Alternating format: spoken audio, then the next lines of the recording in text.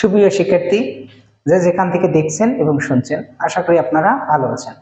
এই মুহূর্তে আমি আলোচনা করাবো x square 4x³ + 7 whole square dx.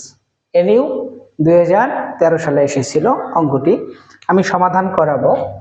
দেখেন, আগের নিয়মে হবে এক্স স্কোয়ার, এটা মানে আমি কি ধরছি জে, তারপরে কি হলো স্কোয়ার ডিএক্স। এটা কি ডিএক্স লেখা যাবে না? তাহলে আমি আগের নিয়মে ধরি কমা জেড ইকুয়াল 4x³ + 7। তাহলে উভয় পাশে কি করেছি? অন্তরীকরণ করেছি। 4x³ + 7 dx DZ dx. অন্তরীকরণ করেন তো দেখি কত হয়। অন্তরীকরণ করলে হবে 3 × 4 = 12, x² না মিললে কত? 0। তাহলে এটার নিচে মনে মনে কত আছে? 1 আছে। আর গুণ করেন দেখি। আর গুণ করলে dx ইন্টু 12 x² ইন্টু কি হবে? ইকুয়াল হলো ডিজেড। তাহলে বুঝাই দেই, যেহেতু নিচেরটাকে অন্তরীকরণ করে উপরেরটা হয় না, বিদায় আমি ধরেছি 4x³ + 7। তাহলে অন্তরীকরণ করেছি ডিজেড ডিএক্স। এখানে অন্তরীকরণ করেন 4x³ + 7। তাহলে এখানে ডিজেড ডিএক্স, এখানে অন্তরীকরণ করলে কত হয়? 3 × 4 = 12, আর না মিললে 0। আর গুণ করেছি ডিএক্স 12x², ঠিক আছে, আর ডিজেড এর ডিজেড। আমি যদি এখানে ডিএক্সটা রাখি, কেন রাখবো প্রশ্ন করেন, এখানে ডিএক্সটা রাখলাম। তাহলে আমি যদি ডিএক্সটা এখানে রাখি, তাহলে গুণ উপসে যা কি হবে? ভাগ 12x² ডিজেড। বুঝতে পারছি আমরা? 12x² DZ. তাহলে ডিএক্স এর মান কত পেয়েছি? 1/কত? 12x² DZ. বুঝতে পারছেন? তাহলে এই x² আর এই x² কি গেল? কাটা গেল। তাহলে এখানে কি হলো? x² আর x² যদি আমরা কেটে দেই, তাহলে বাকি থাকে কত? দেখেন, 1/zx² 1/12 ডিজেড। তাহলে 1/12টা সামনে নেওয়া যায় কিনা? যায়। যদি সামনে নেওয়া যায়, জেডটা উপরে নিয়ে গেলাম, তাহলে মাইনাস উপরে হয়।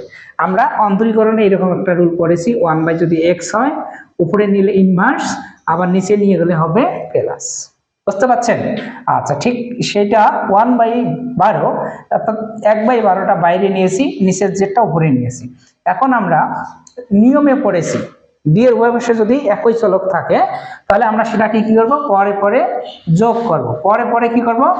যোগ করব। পরে পরে যদি যোগ করি, পরটা আবার ভাগ আকারে বসাবো। পরে পরে যোগ করব, পরটা আবার ভাগ আকারে বসাবো। তাহলে 1/ কত? 12। তাহলে বলেন তো z -1 ধ্রুবক হিসেবে কি পাইলাম? c, ঠিক আছে। তাহলে 1/ কত? 12। তাহলে এখানে কি থাকলো? মাইনাস। এই মাইনাসটা আমার সামনে এসলো, আর জেডটা নিচে নিয়ে আসি। এই রুলটা যদি আমরা প্রয়োগ করি, 1/ নিচে নিয়ে আসলাম, 1/ কত হইলো? তাহলে জেড। আরেকবার বুঝেন, এই মাইনাসটা সামনে নিলাম, -1 এর নিচে নিয়ে আসলে প্লাস, ধ্রুবক হিসাবে কি হলো? সি। তাহলে -1/12 1/z। জেড মানে কি বলেন? 4x³ প্লাস কত? 7 ব্র্যাকেট। আর কোনো আছে? পাওয়ার নাই, ধ্রুবক হিসাবে সি। এখন যদি এখানে গুণ চিহ্ন থাকে, উপরে উপরে আমরা গুণ করতে পারি, 1 × 1। তাহলে 12 4x³ প্লাস কত? 7 ধ্রুবক হিসাবে সি। আমি বোঝাই দিচ্ছি, আবারও আপনারা দেখতে থাকেন। বলেন x² আছে, নিচে 4x³ প্লাস কত? 7, তারপরে স্কয়ার dx। বুঝতে পারছেন? আচ্ছা, x², এখন এটাকে আমি কি ধরছি? 4x³ 7 অন্তরীকরণ করেছি, 3 × 4 = 12, আর না মিললে 0। আর গুণ করেছি, তাহলে হবে কি? dx 12x² ডিজেড একে ডিজেড। তাহলে dxটা রাখলাম, গুণ পাশে গিয়ে কি হলো? ভাগ হলো। তাহলে x² এটা মানে কি? z, তারপরে স্কয়ার, এটা মানে কি পেলাম? 1/12² 1/12², বাকি থাকলো কি? ডিজেড। তাহলে স্কয়ার আর স্কয়ার যদি আমি কেটে দেই, বাকি থেকে 1/z² 1/12। 1/12টা বাইরে নিলাম, তাহলে বাকি থাকলো 1/z²। z² যদি আমরা উপরে নিয়ে যাই ইনভার্স, উপরেরটা নিচে নিয়ে আসলে প্লাস। তাহলে ডি এর উভয় পাশে একটা রুল ছিল, সেটি হলো 2 নম্বর রুল। ডি এর উভয় পাশে যদি একই চলক থাকে সেটা পাওয়ারে পরে যোগ করব এবং পাওয়ারটাকে ভাগাকারে বসাবো।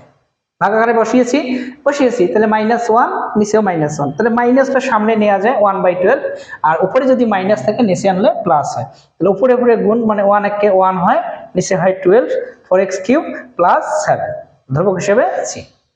ঠিক আছে, আজকের জন্য এতটুকুই, দেখা হবে পরের ক্লাসে।